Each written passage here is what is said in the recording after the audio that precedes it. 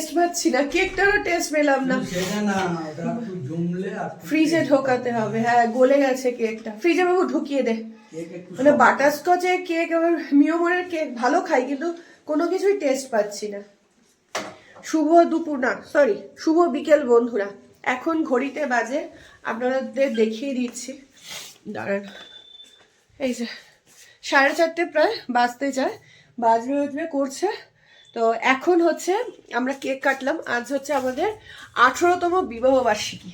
এই দিনে আমাদের 4 হাত এক হয়েছিল, মানে ঐতিহাসিক বিয়ে হয়েছিল।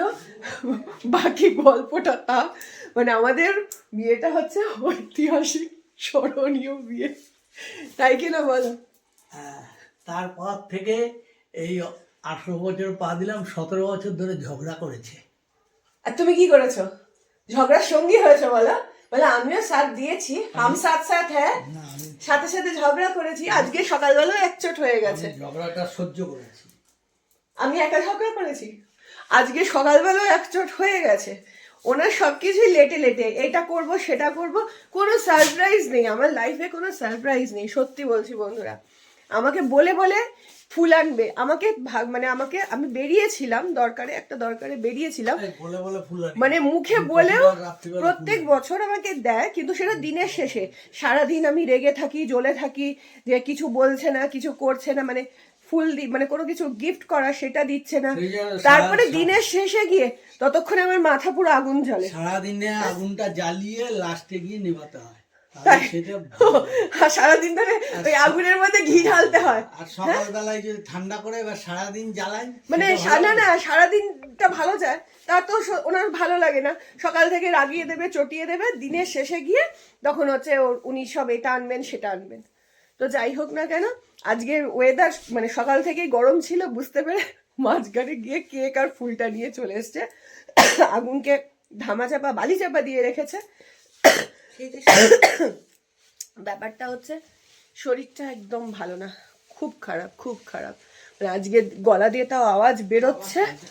গতকাল ডাক্তারের কাছে ছুটেছিলাম, তার আগের দিন পুরো জ্বরে কাবু, মানে ডাক্তারের কাছে যাওয়ার আগের 3 দিন পুরো বিছানায়, যাচ্ছি করে যাইনি। প্রথমে হোমিওপ্যাথি ওষুধ নিয়ে এসেছি, তো তাতে একদিন কি প্রায় 2 দিন কাজ হয়নি, মানে 100.4 জ্বর উঠে গেছে, সারা শরীর জ্বলছে, ব্যথা, প্রচণ্ড কষ্ট পাচ্ছিলাম, বুঝলেন। তো তারপরে গতকালকে আমি, উনি নিজেই বললেন যে আর হোমিওপ্যাথির উপরও মানে ইয়ে করো না, তুমি চলো, তোমাকে হচ্ছে ডাক্তার দেখাই। এই হাতটায় ধরি, এই হাতটা ব্যথা হয়ে গেলো। বললো অ্যান্টিবায়োটিক না খেলেও তোমার হবে না। অ্যাকচুয়ালি কি বলুন তো, যখন বেড়াতে গিয়েছিলাম তার আগে আরেকবার এরকম হয়েছে, আমার ফ্যানিনজাইটিসের প্রবলেম রয়েছে, তো থ্রোট ইনফেকশন হয়ে যায়, সেখান থেকে জ্বর চলে আসে যদি অ্যান্টিবায়োটিক না খাই না, কিওর হতে চায় না।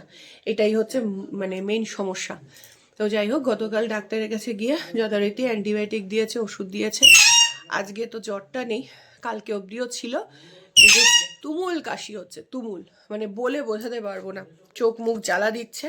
আর এত সাজুগুজু করে গিয়েছিলাম, একটা জায়গায় গিয়েছিলাম, একটা নেমন্তন্ন ছিল আমার দিদি ভাইয়ের, মানে শাশুড়ি মায়ের আজকে হচ্ছে মৃত্যুবার্ষিকী পড়েছে, তো সেইখানেই গিয়েছিলাম।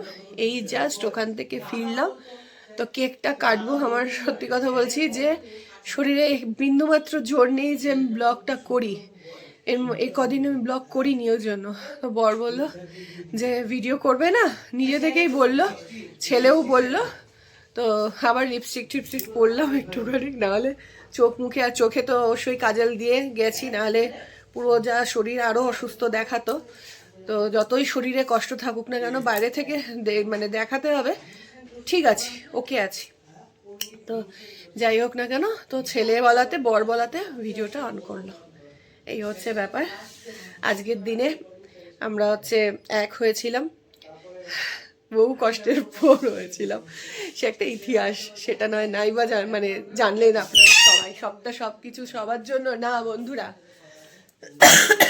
তবে হ্যাঁ, এইটুকু বলতে পারি, আমার বাপি সম্প্রদান করেছে আমাকে, এইটুকু আমার কাছে বিশাল একটা, কারণ আমার দিদি ভাই, আমার বোনকেও, মানে আমার হচ্ছে কাকারা সম্প্রদান করেছে, কিন্তু আমি আমার বাপির হাত থেকে মানে এই কন্যা ইয়ে বলে না, কন্যাকে সম্প্রদান, সেটা আমার বাপি করেছে। এইটাই হচ্ছে আমার কাছে বিশাল ব্যাপার। চলুন এখন একটুখানি রেস্ট নেব, দুপুরবেলা খাওয়া দাওয়া তো ওখানেই হয়েছে দিদিভাইয়ের বাড়িতে, তো এখন একটু রেস্ট নেবো, আর পাচ্ছি না, রেস্ট নিই তারপরে আবার সন্ধ্যেবেলা থেকে আপনাদের সঙ্গে কথা হবে। আজকে না নতুন একটা শাড়ি যে পরবো ইচ্ছা হচ্ছিল, কিন্তু শরীর দিচ্ছে না বলে একটা চুড়িদারই পরলাম। এটা পুজোতে পরেছি, একদিনই মনে হয় পরা হয়েছে, একদিন না দুদিন, একদিনই পরেছি মনে হয়। ও পাশে এখানে একটা পুজো ছিল এর আগে মাঝে, তো একদিন পরেছি। এই নিয়ে এই চুড়িদারটা 3 দিন পরলাম, নাহলে ইচ্ছা ছিল একটা শাড়ি পরবো পাট ভেঙে, আর ইচ্ছা হলো না। চলুন সকালবেলা আজ মনে হয় 4-5 দিন পরে মাথা ধুয়ে স্নান করেছি। ইভেন গতকাল আমি পুরো মানে এত শীত গেছে তার মধ্যে স্নান করেছি, কিন্তু গতকাল আমি খালি গা স্পঞ্জ করেছি, গায়ে জল দিতে পারিনি, এতটাই কষ্ট হচ্ছিল বুঝেছেন। মাথা আজকে একটুখানি মানে মনের শক্তি জুগিয়ে বলুন, ভয় ঠয় কাটিয়ে মাথায় আজকে শ্যাম্পু করেছি। চলে যাও বাবা, পড়তে চলে যাও, বায়না করে না। ছেলের আছে টিউশন, তো ছেলে বলছে মা পড়তে যাব না। আমি বলছি কোনো আনন্দ উৎসব নেই, বাড়িতেই থাকবো, পড়তে যাও, ওই সমস্ত চলবে না। এখন এই যে সন্ধেবেলা ছেলে সন্ধে দিল, এখন বসিয়েছি চা। এখানে এই যে চায়ের জল ফুটছে, চা পাতা দেবো, একটু আদা দেবো, আর এখানে হচ্ছে ওই মাখানা একটু ড্রাই রোস্ট করছি, সামান্য 1 ছিটে বাটার দিয়েছি, আর এই যে পেরি পেরি মশলা এইটা দিলাম ছিটিয়ে, একটুখানি ওই বিট নুন দিলাম, দিয়ে একটু ড্রাই রোস্ট করছি চায়ের সঙ্গে খাবো বলে। প্ল্যান ছিল অনেক যে একটা সিনেমা দেখবো, মিস্টার ঘরাই বলছিলেন যে কি গো টিকিট কাটবো নাকি, কি দেখুন ছেলে কেমন নাক শীতকাচ্ছে, এদিকে মোজা পড়ছে এই যে, আর বলছে না না বাবা যাও বাবা, কামাই করো না, কিন্তু তোমার সিলেবাস শেষ হয়নি, সামনে পরীক্ষা, জানেন ওর পরীক্ষা, সিলেবাস শেষ হয়নি, কোনো কিছু হবে না বাড়িতে এখন। বাড়িতে পড়ে কি হবে, একটু বাইরে বেরো, বন্ধুদের সঙ্গে দেখা হবে, অরুণব আছে, অরুণবের সঙ্গে দুটো গল্প হবে, ঘরের মধ্যে থাকতে ইচ্ছা হয় কেন? তো এইটুকু বাচ্চা ঘরবন্দি হয়ে যাচ্ছে, স্কুল তো নেই, একাদিন টিউশন, একাদিন প্রায় দিনই টিউশনটাই থাকে, তাই জন্য বন্ধু বান্ধবদের সঙ্গে দেখা হয়, তাও সেটাতে বলছে পড়তে যাবো না, ফাঁকি মারছে। দেখুন তো, বাড়িতে থাকলে এখন একটুখানি বসে গল্প করবো, আর হচ্ছে ও হচ্ছে কান পেতে শুনবে, বলছে আমি পড়বো। খুব ইচ্ছা ছিল জানেন তো, যে বহুদিন সিনেমা দেখিনি, একটা সিনেমা দেখতে যাবো। মিস্টার ঘরাই দুপুরবেলাও বলছিল যে চলো না যাই, টিকিট কাটবো নাকি। আমি বলছি হলে ঢুকে ঠান্ডার মধ্যে এসিতে, এসি চলবে, আরও আমার মানে ঠান্ডা লেগে আরও কষ্ট হবে, করো না ওরকম। আমার শরীর ভালো থাকলে আমাকে 10 বার বলতে হয় না, আমি এই সমস্ত, আমি একটু হুজুগে পাবলিক, আমি এই সমস্ত ভালোবাসি, কিন্তু যখন শরীর দেয় না না কিচ্ছু ভালো লাগে না। তাই আজকে একটু সাজুগুজু করে গেছি, নাহলে একদম মরা মাছের মতো লাগছিল চোখ টোকগুলো, বুঝছেন, চোখে একটু কাজল না দিলে না মনে হচ্ছে না বাবা কি অবস্থা। চলুন একটু চাটা খাবো, গলায় একটুখানি ছ্যাঁক লাগলে যেন আরাম। একটা থালার মধ্যে ঠেলাঠেলি করে নিয়ে নিলাম, দেখুন তো পড়ে না যায়। আজকে রাতে কেউ ডিনার করবো না ঠিক করেছি, তো অবেলায় খাওয়া হয়েছে। আজকে রবিবার, ছেলের হচ্ছে গানের স্কুল থাকে, 3টে অবধি গানের স্কুল ছিল, ছেলেকে গানের স্কুলের থেকে নিয়ে তারপর আমরা ওখানে গেছি। অবেলায় খাওয়া হয়েছে, তো রাতের বেলা আর কোনো খাওয়ার গল্প নেই। বাবা চলে যাচ্ছে কোথায়? ও বাবা দিতে যাবে। আমি চাটা তাহলে ঢেকে রাখবো, ঠান্ডা হয়ে যাবে তো, চা ঢেকে রাখবো। এ বাবা এমন সময় করলাম, দেখুন তো, আর আমার সন্টিরনকে দেখুন কম্বলের তলায় রয়েছে। হ্যাঁ না বাবা, যাও যাও যাও, বাবা চা খেতে পারবে না, বাবা এসে চাটা খাবে, দরকার হলে একটু মাইক্রোওভেনে ঘুরিয়ে মানে গরম করে দেবো। আমি আসলে ঘড়িটা না দেখিনি, চা করে রেখেছি, চট করে দিয়ে চলে আসবে। হ্যাঁ আয় রে পাপা, এই দেখুন আমার গাছগুলোকে দেখেছেন কি সুন্দর হয়েছে, কত গাঁদা ফুল হয়েছে। তো তুই আসছিস না, দাঁড়াবে না? আমার জন্য দাঁড়াতে হয় না বাবা, বাইক স্টার্ট মেরে একদম চলে যাওয়ার আগের মুহূর্তে পেছনে চলে যাবে। জল খেয়েছিলি?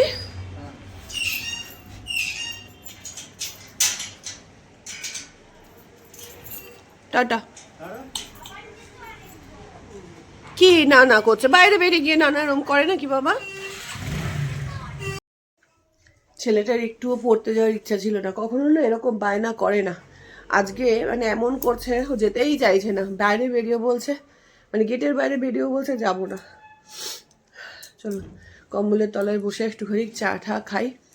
রাত্রিবেলা বললাম তো, রাত্রিবেলা কোনো খাওয়া দাওয়ার গল্প নেই, শিরোর ভাত করে রেখেছি একেবারে প্রেশার কুকারে, ওকে খেতে দিয়ে দেবো। কাল থেকে একেবারে রান্নাবাড়ি করবো ভালো করে, যতটা পারবো, শরীর যতটা দেবে ততটাই করব।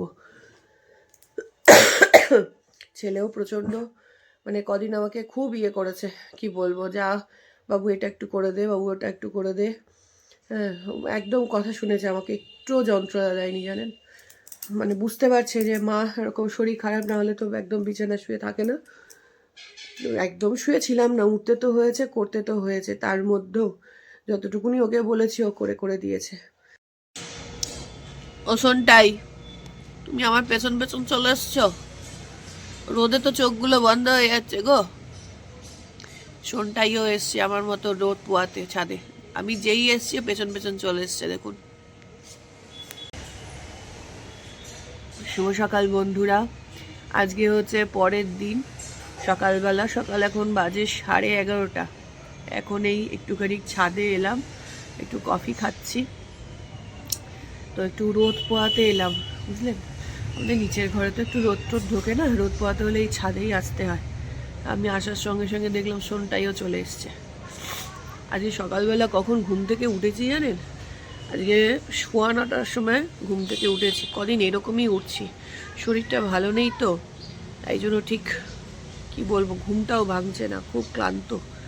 অনেক দিন পর এইরকম মানে জ্বরজারির জন্য আমার শরীরটা এতটা খারাপ হলো নিজে বুঝতে পারছি। ঠিকমতো নিঃশ্বাস নিতে পারছি না, একটা শ্বাসকষ্টও হচ্ছে। ডাক্তারকে গিয়েছিলাম, এবার বলছিলাম যে ট্রাইগ্লিসারাইড টেস্ট করে নিয়ে গেছিলাম, সব ঠিক আছে নাকি, বলছে ট্রাইগ্লিসারাইড ঠিক আছে, যে কেন একটা ব্রিদিং প্রবলেম হচ্ছে, কেন হচ্ছে। এবার বেড়াতে যখন গিয়েছিলাম কোনো লাগেজ আমি টানতে পারিনি, মানে এই প্রথম, কখনো হয় না। উনি বললেন ভিটামিন ডি কম আছে ওই জন্য। বলছি ভিটামিন ডি কম আছে বলে ওই রকম হয় নাকি? বলছে হ্যাঁ হয়। বলছি বাবা, তো জানতাম না, প্রথম শুনলাম। বললাম শ্বাসকষ্ট হচ্ছে, মনে হচ্ছে হাঁপ ধরে যাচ্ছে, আমি তো ভেবেছিলাম ট্রাইগ্লিসারাইডটা বেড়ে গেছে তাই জন্য। বলছে না, ওটা একদম ঠিক আছে। তো যাই হোক না কেন, সকালবেলা অনেক দেরি করে ঘুম থেকে ওঠাতে, ব্রেকফাস্টে আজকে তাড়াহুড়ো করে কোনোরকম স্নান টান করে পুজো টুজো দিলাম, মিস্টার ঘরাই বেরোবেন, তো একটা পাকা পেঁপে ছিল সেটা কাটলাম, আর ডিম সেদ্ধ, এই হয়েছে আজকে আমাদের সকালের ব্রেকফাস্ট, বুঝেছেন। কেটে কুটে দিলাম, আমরা অনেক দিনই এরকম হয় সকালবেলা ফল দিয়ে ব্রেকফাস্ট সারি, আমরা অভ্যাস আছে, কোনো অসুবিধা হয় না, ভালো লাগে বরঞ্চ। কালকে একটু হেভি খাওয়া হয়ে গেছে তো, তো আজকে একটু হালকা ফুলকা। তো যাই হোক, উনি তো বেরিয়ে গেলেন, আমি নিজে খানিকক্ষণ বসলাম, ওষুধপত্র খাওয়ার ছিল, সেই সমস্ত খেয়ে এই কফি নিয়ে ছাদে এসছি। এখনও রান্না বান্না বাকি, ফ্রিজ থেকে মাছ বের করে রেখে এলাম, যে বরফটা কাটুক, করলে মানে রান্না করব। খানিক আগেই বের করে রেখেছি, বরফ কাটতেও তো সময় লাগে এখন। আজকে একদম সোজা সাপটা প্লেন মাছের ঝোল ভাত, আর সামান্য কিছু একটা করব, বেশি কিছু করতে পারবো না, শরীর যতটুকু দেবে ততটুকুই, বিছানায় পড়ে গেলে এইটুকুও করতে পারবো না, শরীরটা একদম জুতের না বন্ধুরা, বহুদিন পর এইরকম অবস্থা। আর ছাদে এসে দেখি আমার গাছে কত ফুল ফুটেছে, কদিন মানে ঠিকমতো যে ছাদে আসবো পারিনি, ছাদেই আসতে পারিনি, এদের দেখতেও পারিনি। আজকে এসে মনে হচ্ছে সব চেঞ্জ হয়ে গেছে, কত কত ফুল ফুটেছে জানেন, দেখেই মনটা ভালো হয়ে গেল। কি বিশাল বিশাল দুটো গোলাপ ফুটেছে, ওই দেখুন কত ফুল ফুটেছে, বুঝলেন।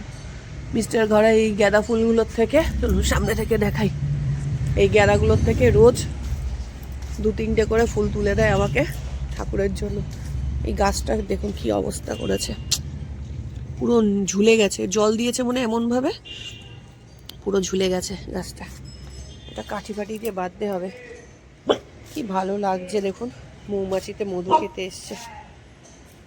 এইখানে ডালিয়া ফুটেছে, এই ডালিয়াটা ছোট হলো, এবার ডালিয়াগুলো খুব একটা বড় হলো না।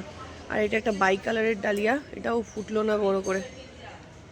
এবার জাতটাই ছোট জাতের ডালিয়া দিয়েছে, এই ডালিয়াটা একটু বড় হয়েছে। বাবা 1 2 3 4 5 6টা কুড়ি একসঙ্গে ফুটেছে। এটাকে কাঠি দিয়ে বাদ দেওয়া হবে, নাহলে সব ঘাড় মটকে যাচ্ছে।